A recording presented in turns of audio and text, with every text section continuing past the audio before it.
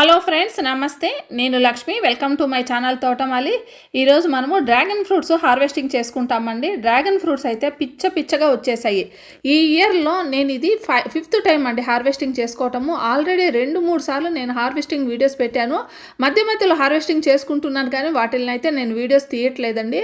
So ఈసారి మాత్రం video తీసి మీకు హార్వెస్టింగ్ చూపించి తర్వాత హార్వెస్టింగ్ అయిన తర్వాత దీనికి నేను ఫర్టిలైజర్ కూడా ఇస్తున్నానండి. ఆల్రెడీ ప్రిపేర్ చేసేసుకున్నాను ఫర్టిలైజర్ని, దాన్ని కూడా నేను ఇస్తాను. ఇప్పుడు చూడండి, ఈ మొక్కకి వచ్చిన ఈ ఫ్రూట్ ఎంత బరువు ఉందంటే ఈ బరువుకి తాళలేక ఇది కట్ కూడా అయిపోయిందండి. కొమ్మ అయితే కట్ అయిపోయింది. ఒకసారి మీరు చూడండి ఎంత బరువు ఉందో, ఎంత పెద్ద హైట్ ఉందో. ఇక్కడ కొమ్మ అయితే విరిగిపోయింది, దాన్ని తీసేస్తున్నాను నేను. బరువుకి కొమ్మలు కూడా విరిగిపోతున్నాయండి. అంత మంచిగా హార్వెస్టింగ్లు వస్తున్నాయి. మనకి మార్కెట్లో మనం చూస్తుంటాం కదా, వాటికంటే పెద్ద సైజులో వస్తున్నాయండి. అంటే మనము కెమికల్స్ వేసి పండించే వాటికన్నా పెద్ద సైజులో ఇవి హార్వెస్టింగ్లు వస్తున్నాయి. థర్డ్ టైము 4th టైం అయినా కూడా ఇంత పెద్ద సైజులో హార్వెస్టింగ్ వస్తాయి. మామూలుగా అయితే ఎప్పుడు కూడా ఫస్ట్ టైం అయితే పెద్ద సైజు వస్తాయి, తర్వాత తగ్గిపోతాయి అంటాయి కదా. కానీ ఈ మొక్కల్లో చూడండి, ఈ సైజు చూడండి, 2 అరచేతులంత పెద్ద సైజులో హార్వెస్టింగ్లు వస్తున్నాయి. సో ఈరోజు మనం హార్వెస్టింగ్ చేసుకున్న తర్వాత మళ్ళీ ఈ మొక్కలకి పోషకాలు ఇవ్వాలండి. ఎందుకంటే మనకి వీటి సీజన్ అప్పుడే కంప్లీట్ అవ్వలేదు. జూన్ నుంచి స్టార్ట్ అయిన ఈ మొక్కల సీజన్, అంటే ఈ ఫ్రూటింగ్ సీజను జనవరి వరకు ఉంటుందండి. అంటే సంవత్సరంలో 6 నెలల వరకు మనకు ఈ ఫ్రూటింగ్ వస్తాయి. సో మనము ఒక్కసారి హార్వెస్టింగ్ చేసుకున్న తర్వాత మంచి ఫర్టిలైజర్ ఇచ్చామంటే ఈ మొక్క మళ్ళీ పుంజుకొని మళ్ళీ ఫ్లవరింగ్ రావటం మొదలవుతుంది, మళ్ళీ ఫ్రూటింగ్ రావటం మొదలవుతాయి. సో ఈరోజు హార్వెస్టింగ్ ప్లస్ ఫర్టిలైజర్ కూడా ఇస్తాను.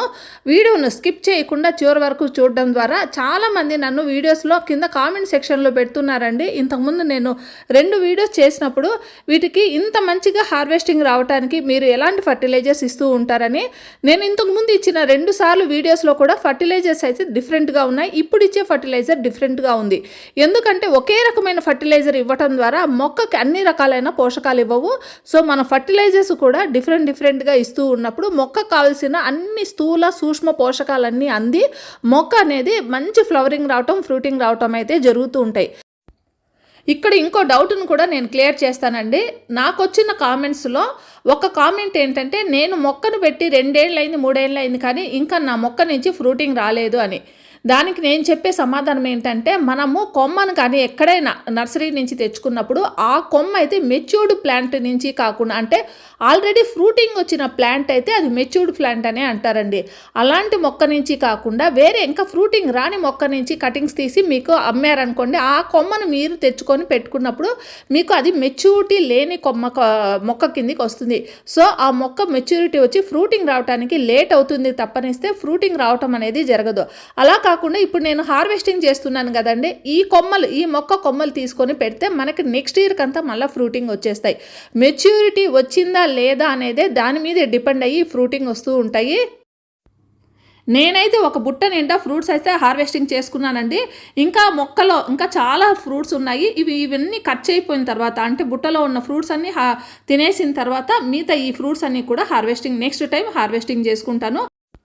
ఇప్పుడు ఇక హార్వెస్టింగ్లు కంప్లీట్ అయిన తర్వాత ఈ మొక్కకు ఒక మంచి పవర్ఫుల్ ఫర్టిలైజరు, హై పవర్ ఫర్టిలైజర్ని నేను ఇప్పుడు తయారు చేసి ఈ మొక్కకి ఇస్తున్నానండి.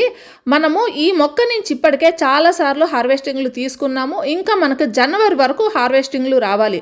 సో మనము ఇలా తీసుకోవాలంటే, ఈ మొక్క నుంచి మళ్ళీ ఫ్లవర్స్, ఫ్రూటింగ్ రావాలంటే ఎక్కువ పవర్ఫుల్గా ఉండే ఫర్టిలైజర్ ఇవ్వాలి. దీనికోసం నేను వాటర్ తీసుకున్నానండి. ఒక 5 లీటర్ వాటర్ తీసుకొని దానికి ఆవు పేడ అంటారు, ఆవు పిడకలు అంటారు కదండి, వాటిని 5 లీటర్ల వాటర్కి 1 కేజీ వరకు ఆవు పిడకలు తీసుకుంటున్నాను. ఆవు పిడకలు లేకపోతే వేరే ఏ పశువుతో తయారు చేసిన పిడకలైనా కూడా మనం వాడుకోవచ్చండి. లేకపోతే మార్కెట్లో కూడా దొరుకుతూ ఉంటాయి, రెడీమేడ్గా అమ్ముతారండి. ఒక్కొక్కటి 5 రూపాయల లెక్కన, అదైనా కూడా మనం తీసుకొని వాడుకోవచ్చు. ఆవు పేడలో హై పవర్ ఉంటుందండి. మొక్కల్లో వ్యాధి నిరోధక శక్తిని ఇంప్రూవ్ చేయడానికి, ఇంకా కొమ్మలు, మొగ్గలు, పువ్వులు రావడానికి ఇది ఒక బూస్టర్ లాగా పనిచేస్తుంది.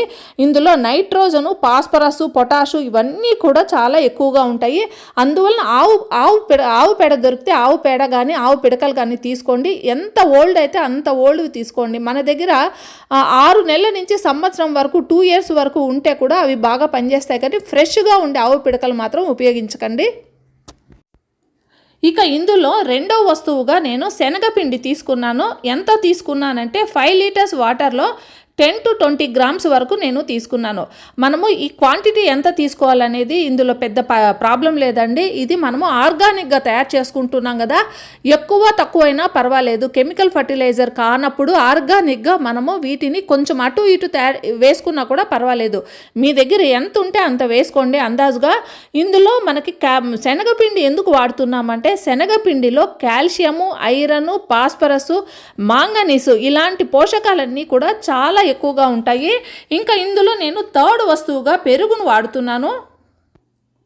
పెరుగును ఉపయోగించడం వల్ల లాభం ఏమిటి అంటే పాలు, పెరుగులో ప్రోటీన్ ఎక్కువగా ఉంటుంది. ఈ ప్రోటీను లాక్టోస్ను కలిగి ఉంటుంది. ఈ లాక్టోసు లేదా లాక్టిక్ యాసిడ్లో యాంటీ ఫంగల్ లక్షణాలు ఉంటాయి. మనకి ఏదైనా ఫంగల్ ప్రాబ్లమ్స్ ఈ మొక్క ఎదుర్కొనేటప్పుడు ఇది చాలా చక్కగా ఉపయోగపడుతుంది. ఇంకా ఇందులో ప్రోటీను, కార్బోహైడ్రేట్స్, ఇంకా విటమిన్స్ పుష్కలంగా ఉంటాయి. ఇక నాలుగో వస్తువుగా ఇందులో నేను బెల్లం యాడ్ చేస్తున్నాను. ఏదైనా హై పవర్ ఫర్టిలైజర్ని తయారు చేసుకోవాలన్నా లేదా హై పవర్ కల్చర్ను తయారు చేసుకునేటప్పుడు కూడా వీటి సామర్థ్యానికి పెంచడానికి, ఇంకా మంచి బ్యాక్టీరియా తయారవటానికి, మంచి ఫంగస్ తయారవటానికి కూడా బెల్లం వాడకం అనేది కంపల్సరీ అవుతుంది. తప్పనిసరిగా వీటిని ఉపయోగించాలి.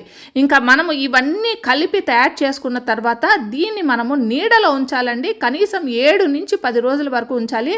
దీని మీద మూత పెట్టేయాలి. మనకి మూత లేకపోయినా, మూత అంటే కొంచెం పక్కగా తీసి పెట్టాలి, మూతను పూర్తిగా కవర్ చేయకుండా పెట్టాలి. లేకపోతే ఏదైనా కాటన్ క్లాత్ని తీసుకొని ఈ విధంగా కవర్ చేసేసుకోవాలి.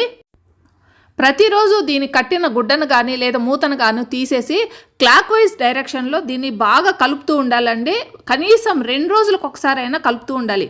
సెకండ్ డే చూసారా కలర్ ఎంత చక్కగా మారిందో. ఈ విధంగా మనము 7 నుంచి 10 రోజుల వరకు ఈ విధంగా తిప్పుతూ ఉండాలి.